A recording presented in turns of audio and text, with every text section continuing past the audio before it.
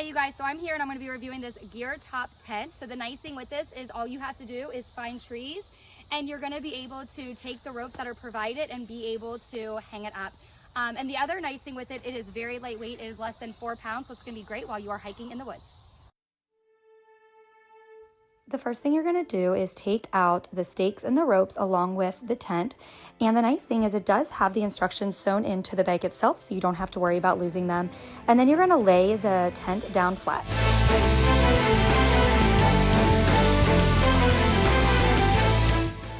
Next up is you're going to stake in all 4 of the bottom sides. And then what you're going to do is you are going to take one of the ropes and you're going to attach it around a tree. And then all you're going to do is be able to use the safety lock that's on there to be able to tighten it up.